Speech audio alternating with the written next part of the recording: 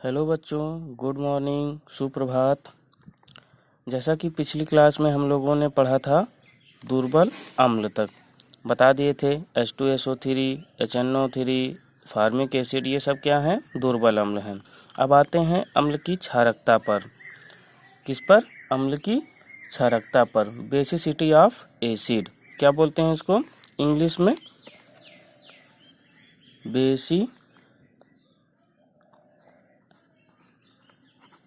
Basicity of acid. Basicity of acid, अम्ल की क्षारकता। किसी अम्ल के एक अणु में उपस्थित प्रतिस्थापन योग्य हाइड्रोजन परमाणुओं की संख्या को उस अम्ल की क्षारकता या भास्मिकता, क्षारकता भास्मिकता दोनों एक ही चीजें हैं। इसकी ज़रूरत हमको जब हम नेक्स्ट क्लास इंटर में प्रवेश करेंगे तो उसमें विलयन नामक एक चैप्टर आता है। उस विलयन में जब हम न्यूमेरिकल लगाते हैं तो न्यूमेरिकल में कहता है कि इसकी अम्ल क्षारकता इतनी है, इस अम्ल की भास्मिकता इतनी है, तो उसमें परेशान होने की ज़रूरत नहीं है। अम्ल की भास्मिकता क्षारकता अगर ना भी दिया रहे तो आप पता कर सकते हैं, ठीक है ना। वो किस पर डिपेंड करती है? जितने हाइड्रोजन प्रतिस्थापित होते हैं वही उसकी क्या होती है? भास्मिकता या क्षारकता होती है। जैसे अम्ल की पढ़ा ही आपने, किसी अम्ल के एक अणु में उपस्थित प्रतिस्थापन योग्य हाइड्रोजन परमाणुओं की संख्या को उस अम्ल की क्षारकता या भास्मिकता कहते हैं। प्रतिस्थापन योग्य हाइड्रोजन परमाणुओं की संख्या के आधार पर अम्लों को एक क्षारकी, द्विक्षारकी और त्रिक्षारकी अम्ल भी कहा जाता है। अम्लों को एक क्षारकी, द्विक्षारकी और त्रिक्षारकी अम्ल भी कहा जाता है। जैसे एक क्षारकी में HCl, HNO3, पिछली क्लास में हमने बताया था, इसको क्या बोलते हैं? हाइड्रोक्लोरिक एसिड बोलते हैं, इसको नाइट्रिक एसिड बोलते हैं। तो ये क्या है? एक क्षारकी अम्ल है। जैसे HCl में एक हाइड्रोजन, HNO3 में एक हाइड्रोजन, ये प्रतिस्थापित होंगे ना। ये H plus Cl, H positive plus Cl negative में टूटता है। HNO3 H positive plus NO3 में टूटता है, NO3 निगेटिव में टूटता है। तो ये क्या है? ये एक क्षारकीय अम्ल है। फिर द्विक्षारकी में देखो H2SO4 सल्फ्यूरिक एसिड, इसको भी बताए थे, इसका नाम भी बताए थे। ये क्या है? प्रबल अम्ल है। क्या है? प्रबल अम्ल है। तो H2SO4, इसमें हाइड्रोजन कितने विस्थापित होंगे? प्रतिस्थापित होंगे, 2 हाइड्रोजन प्रतिस्थापित होंगे, इसलिए इसको द्विक्षारकी। इसको क्या बोलते हैं? इसको कार्बोनिक एसिड बोलते हैं। जानते रहिए आप, यहाँ लिख दे रहे हैं, क्या बोलते हैं? Carbonic acid. क्या है ये? कार्बोनिक एसिड है। H2SO3, H2CO3, H2CO3 क्या है? कार्बोनिक एसिड है। इसको द्विक्षारकी। तथा तीसरा हमारा आता है H3PO3, ये क्या है? त्रिक्षारकी अम्ल है। क्या है? त्रिक्षारकी अम्ल है। क्या है? इसमें 3 हाइड्रोजन प्रतिस्थापित होंगे। कितने हाइड्रोजन प्रतिस्थापित होने योग्य हैं? 3 हाइड्रोजन प्रतिस्थापित होने योग्य हैं। इसको भी बोलते हैं फास्फोरस।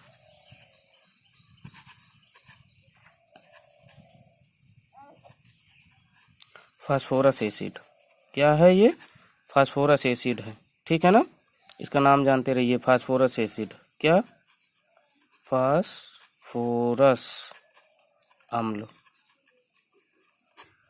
फास्फोरस अम्ल, ठीक है ना। फास्फोरस अम्ल, ठीक है ना। इतनी बातें हो चुकी हैं।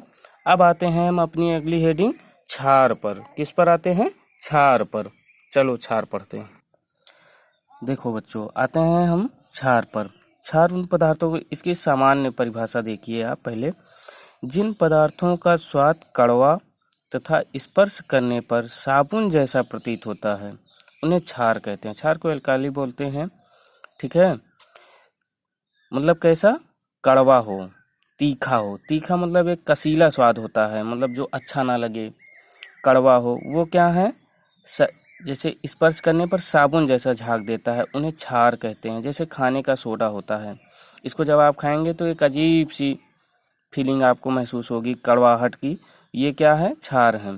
क्षार का कार्य, जैसे अम्ल का कार्य होता था, अम्ल का क्या कार्य होता था कि वह नीले लिटमस पेपर को लाल कर देता था। अब ये क्या करेगा, लाल लिटमस पेपर को नीला कर देता है। तो क्षार क्या करता है, लाल लिटमस पेपर को नीला कर देता है।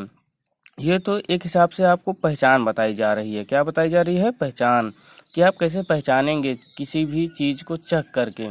लेकिन जब हम प्रयोगशाला में खड़े होते हैं तो वहाँ चखना नहीं होता है, क्योंकि जब आप उसको हाथ में लेते हैं तो शायद आप जल जाएंगे ना।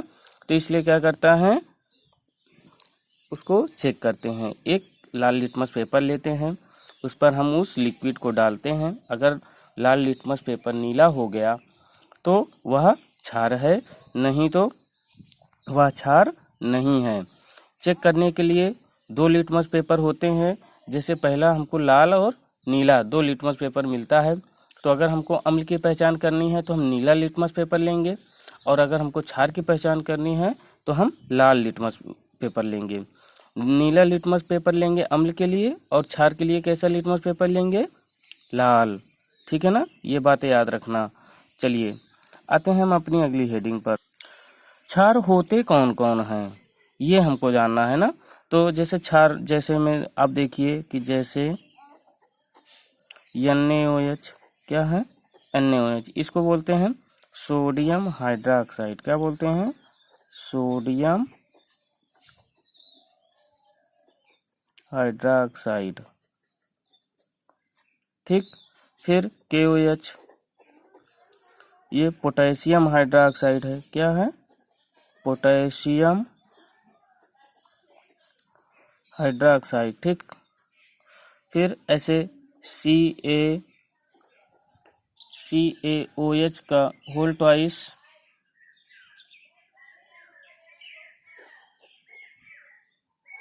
ऐसे लिखा जाता है इसको, कैल्शियम हाइड्रोक्साइड। क्या बोलते हैं इसको, कैल्शियम हाइड्रोक्साइड।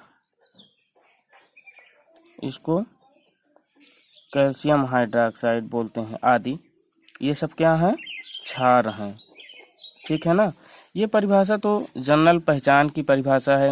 जब आपके बोर्ड पेपर में क्षार की परिभाषा आए तो आपको, जैसे हमने आर्हीनियस का बताया था, उसी हिसाब से आपको क्षार की परिभाषा लिखनी है। क्षार की दूसरी परिभाषा ये देखते हैं। आप बोर्ड में इस परिभाषा को लिखेंगे, वे पदार्थ जो जलीय विलयन में वियोजित होकर केवल OH निगेटिव, इसमें क्या है, OH निगेटिव आयन में विघटित हो जाते हैं या टूट जाते हैं, क्षार कहलाते हैं। उसमें क्या था कि वे पदार्थ जो जलीय विलयन में H पॉजिटिव आयन देते थे तो वो क्या कहलाते थे, अम्ल कहलाते थे। इसमें क्षार में सिर्फ आपको क्या करना है, उसी अम्ल की परिभाषा के अनुसार वे पदार्थ जो जलीय विलयन में वियोजित होकर केवल OH निगेटिव आयन देते हैं वो क्या कहलाते हैं, क्षार कहलाते हैं। टूट जाते हैं किसमें, अपने निगेटिव आयनों में टूट जाते हैं, क्या कहलाते हैं, क्षार कहलाते हैं। जैसे हम आपको एक एग्जांपल बता दे रहे हैं, जैसे ये है KOH, ये क्या है, क्षार है। इसको जब हम तोड़ते हैं तो K positive plus OH negative ना, टूट गया ना, यही ये क्या है, क्षार है। ठीक है ना। हाइड्रोक्साइड में टूटता है, किसमें टूटता है, हाइड्रोक्साइड, किसमें, हाइड्रोक्साइड, इसको याद रखेंगे। क्षार किसमें टूटते हैं, हाइड्रोक्साइड में। तो वे पदार्थ जो जलीय विलयन में वियोजित होकर केवल OH निगेटिव आयन में विघटित हो जाते हैं या टूट जाते हैं, क्या कहलाते हैं, क्षार कहलाते हैं। आशा करता हूं कि सभी को ये बातें समझ में नहीं आई होंगी। जिनको ना समझ में आई हो वो कमेंट बॉक्स में अपनी समस्याओं को लिख सकते हैं। जैसा कि हमने पिछले क्लास में पढ़ा था प्रबल अम्ल, उसी तरह से प्रबल क्षार भी पढ़ेंगे। उसी तरह से प्रबल क्षार भी पढ़ेंगे। जैसे NaOH sodium hydroxide, KOH potassium hydroxide, CaOH का होल ट्वाइस कैल्शियम हाइड्रोक्साइड, ये क्या है, प्रबल क्षार हैं। क्या हैं, प्रबल क्षार हैं। प्रबल क्षार कहाँ कहाँ पाए जाते हैं उसको हम जानते हैं। जैसे क्षारक का नाम है, उपस्थिति है। जैसे कैल्शियम हाइड्रोक्साइड जो है ये चूने के पानी में पाया जाता है। पोटेशियम हाइड्रोक्साइड किसमें पाया जाता है, कपड़े से ग्रीस के दाग हटाने वाले विलयन में पाया जाता है। तथा सोडियम हाइड्रोक्साइड साबुन में पाया जाता है। कहाँ पाया जाता है, साबुन में पाया जाता है। आज के लिए बस इतना ही। नेक्स्ट क्लास में हम आगे की और बातें क्षार के बारे में करेंगे। चलिए तब तक के लिए सबको गुड बाय, स्टे होम। जब तक कोरोना वायरस चला है सभी बच्चे घर में रहेंगे, बाहर नहीं निकलेंगे। मेरी तरफ से सभी को शुभकामनाएं। बाय।